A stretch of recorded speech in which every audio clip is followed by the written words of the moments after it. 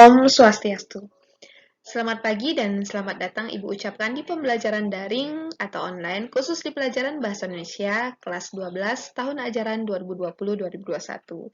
Nah, untuk pertemuan hari ini kita akan membahas mengenai tentang bab 2, yaitu materi tentang teks cerita sejarah. Nah, namun sebelum kita lanjut, alangkah baiknya kita awali pembelajaran hari ini dengan doa bersama. Ambil sikap sempurna, Ibu pimpin doanya sesuai dengan kepercayaan dan keyakinan masing-masing. Berdoa, Ibu persilahkan.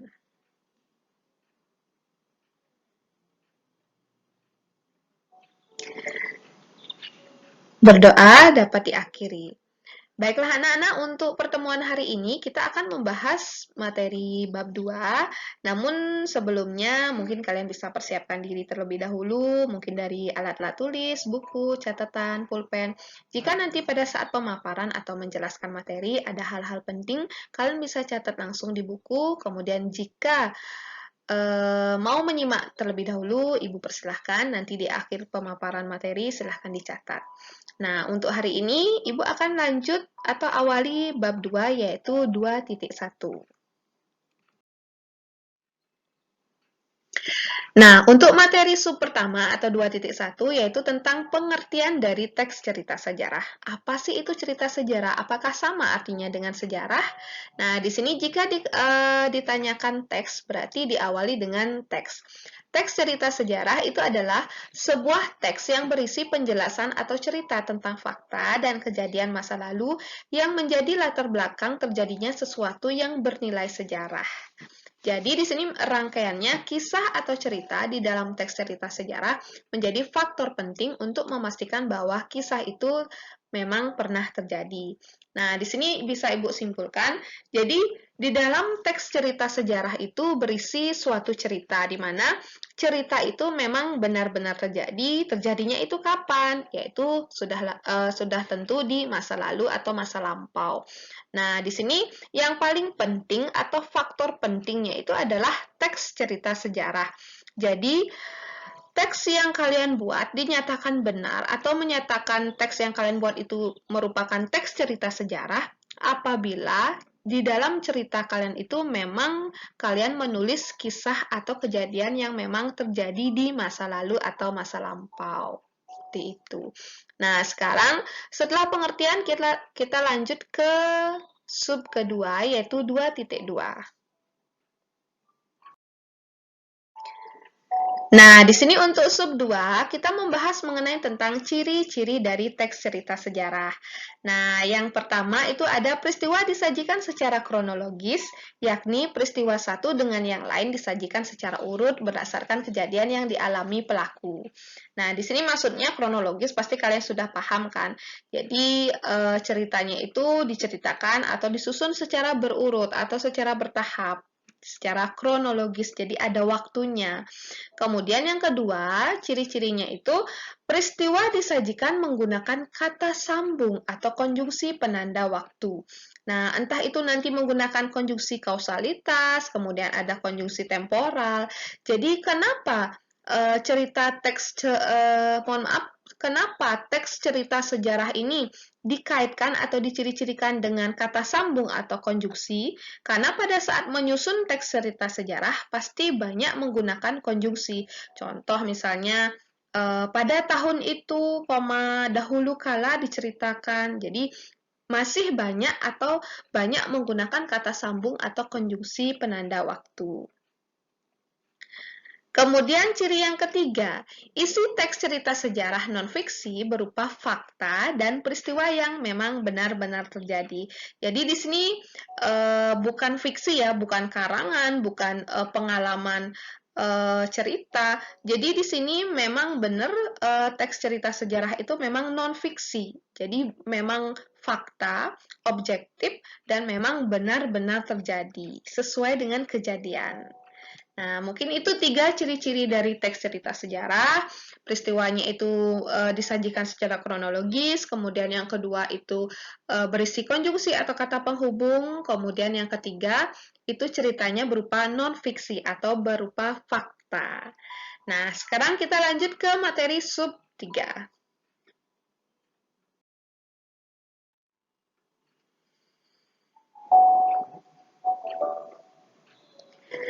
Nah, di sini untuk materi sub 3, kita membahas tentang jenis-jenis teks cerita sejarah. Di sini jenisnya ada dua. Yang pertama itu sejarah fiksi. Dalam teks cerita sejarah jenis ini, kisah yang disajikan, tokoh yang ditulis, serta lokasi dan waktu yang digambarkan bukan merupakan kisah yang benar-benar terjadi. Jadi di sini subjektif ya, jadi jadi fiksi berupa karangan. Contohnya misalnya buku yang sering kalian baca itu ada novel, kemudian cerita pendek atau cerpen, kemudian ada legenda dan bahkan roman dikatakan sejarah fiksi. Kemudian sejarah non-fiksi, jenis yang kedua. Pada jenis teks cerita sejarah non-fiksi, karya yang ditulis merupakan sajian kisah nyata. Tokoh dalam cerita pun adalah tokoh yang benar-benar ada. Contoh, teks biografi, kisah perjalanan, pengalaman tokoh, dan catatan pribadi. Nah, di sini Bu Willy, kenapa teks biografi dinyatakan sejarah non-fiksi? Ya, memang benar. Kenapa? Karena di dalam teks biografi itu adalah ada riwayat hidup atau biodata seseorang. Contoh misalnya, siapa yang kalian idolakan? Misalnya Bapak Jokowi, misalnya Bapak Presiden kita. Jadi kalian menguraikan, kemudian kalian menyusun biografinya atau biodatanya, karena memang benar-benar data dan orangnya itu ada. Makanya dikatakan sejarah non-fiksi. Jadi memang fakta. Dan beliau memang merupakan tokoh yang paling penting di Indonesia. Itu. Jadi bedanya jenis sejarah fiksi dengan non-fiksi adalah kalau yang fiksi itu berupa karangan, kemudian kalau yang non-fiksi itu berupa fakta. Itu yang jenis-jenis cerita sejarah. Sekarang kita lanjut ke sub keempat.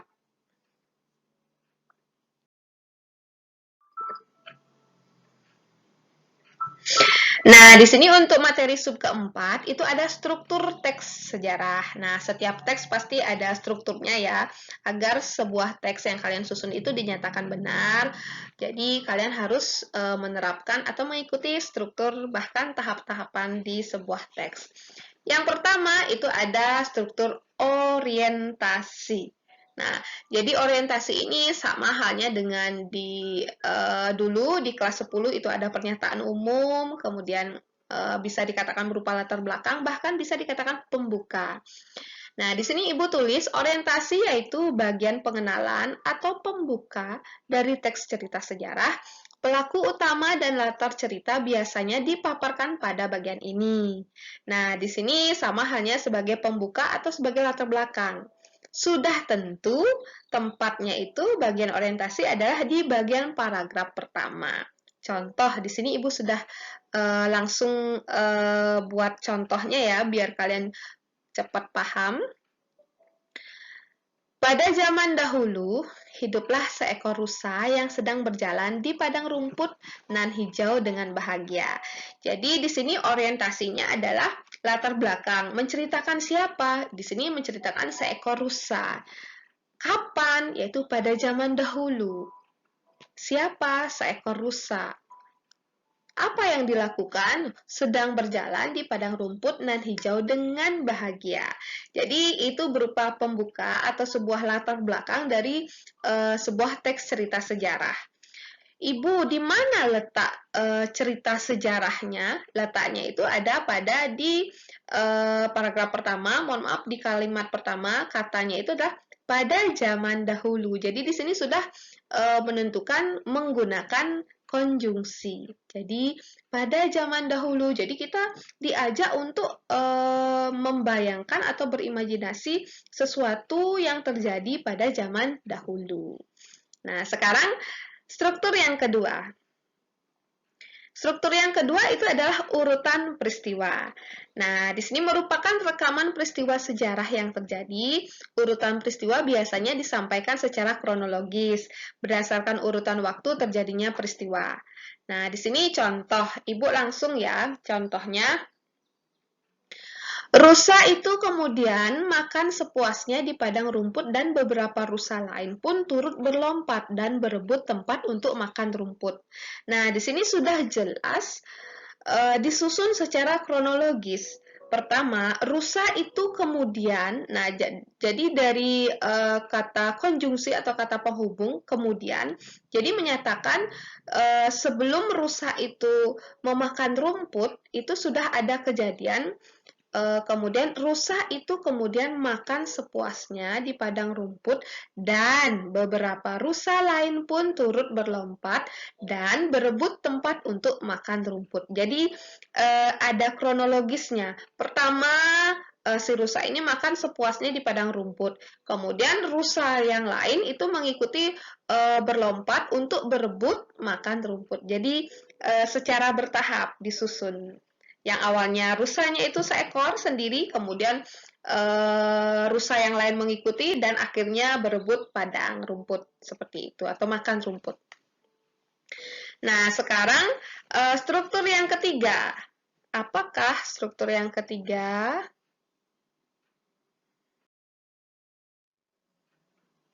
Nah, untuk struktur teks cerita sejarah yang ketiga itu ada komplikasi. Nah, sesuai dengan namanya, ini pasti adanya masalah yang muncul di sebuah cerita. Komplikasi itu adalah bagian saat masalah yang dihadapi oleh sang tokoh utama muncul dalam cerita. Nah, ini ada suatu masalah yang muncul nih. Apa yang terjadi atau apa yang dirasakan oleh si rusa atau seekor rusa. Sini langsung contohnya. Kalian bisa lihat sendiri di layar laptop atau HP kalian. Ternyata banyak rintangan yang harus dilalui rusa yang sedang berbahagia itu. Padang rumput itu rupanya juga dihuni oleh binatang lain, bahkan binatang buas. Mohon maaf, bahkan binatang buas pun tak ketinggalan ikut menghuni tempat impiannya itu. Nah, kan di awalnya itu diceritakan ada seekor rusa, kemudian yang hidup bahagia. Kemudian di bagian urutan cerita itu ada si rusa berebut makanan. Mohon maaf, rumput. Kemudian di sini masalahnya apa? Komplikasinya apa? Ternyata di padang rumput itu yang nan hijau itu ternyata ada binatang selain rusa, bahkan binatang buas pun tak ketinggalan ikut menghuni tempat impiannya itu. Jadi seekor rusa ini mulai khawatir karena ada binatang buas yang memang ikut di area padang rumput itu. Nah, resolusinya apa? Nah, sekarang struktur yang keempat itu ada resolusi setelah komplikasi. Nah, resolusi itu merupakan bagian cerita saat tokoh utama mendapatkan ide untuk memecahkan masalah yang dialami. Jadi ini ada ide bagaimana caranya agar masalah itu terselesaikan. Contoh, sang rusa pun akhirnya mendapatkan ide untuk menyelesaikan masalahnya. Ia mulai mencari teman di kelompok rusa lain. Alhasil, ia bahagia karena telah mendapatkan teman dari bangsanya sendiri. Jadi, mau tidak mau, karena di area padang rumput nan hijau itu ada binatang buas, jadi si seekor sang rusa ini mencari ide, yaitu mencari tempat yang lain, yaitu menemukan bangsanya sendiri, yaitu sekelompok rusa. Nah, jadi strukturnya itu ada 4. Yang pertama itu ada orientasi, kemudian yang kedua itu ada urutan kejadian atau cerita, kemudian yang ketiga itu ada komplikasi, kemudian yang keempat itu ada resolusi. Nah, jadi di sini yang dinamakan teks cerita sejarah itu adalah pasti ada pembuka atau latar belakang, kemudian ada urutan cerita yang disusun secara kronologis, kemudian pada saat menyusun cerita itu pasti ada komplikasi, yaitu ada masalah. Nah, setelah ada masalah pasti ada jalan keluar. Itulah yang dinamakan resolusi. Seperti itu. Sekarang kita lanjut ke Nah, ini struktur teks cerita sejarah yang terakhir. Tadi Ibu katakan ada orientasi. Tadi ada orientasi, kemudian ada urutan kejadian, kemudian yang ketiga itu ada komplikasi, kemudian yang keempat itu ada resolusi. Nah, yang terakhir ini ada reorientasi. Nah, untuk reorientasi ini yaitu bagian yang berisi komentar pribadi penulis tentang peristiwa atau kejadian sejarah yang diceritakan seperti pesan moral dan amanat yang ada dalam cerita sejarah. Nah, jadi di sini di bagian reorientasi ini adalah simpulan atau amanat yang ingin disampaikan oleh si penulis cerita, seperti itu. Entah itu amanatnya berupa pesan moral, kemudian sikap, bahkan dari keagamaan atau sosial.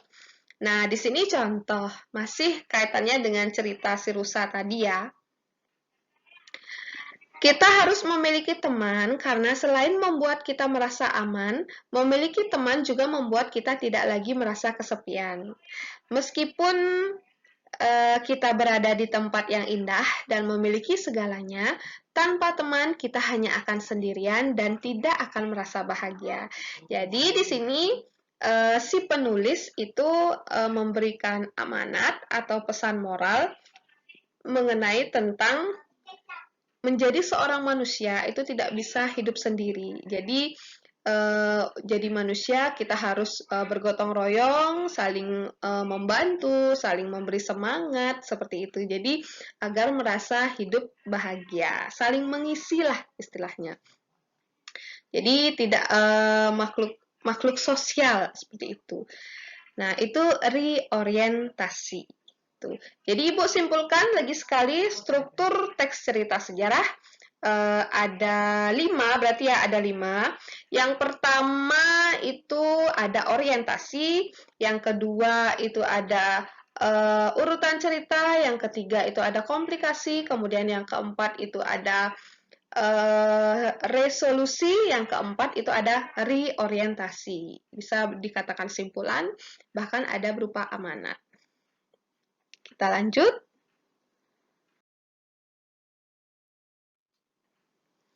Nah, baiklah anak-anak, untuk pertemuan hari ini ternyata kita hanya bahas berapa sub ya? Jadi 3 sub ya. Yang pertama itu tentang pengertian, kemudian yang kedua jenis-jenis teks cerita sejarah, kemudian yang ketiga itu ada struktur dari teks cerita sejarah.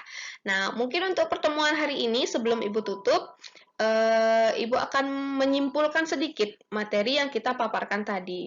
Nah, pertama kita membahas mengenai tentang materi pengertian dari teks cerita sejarah.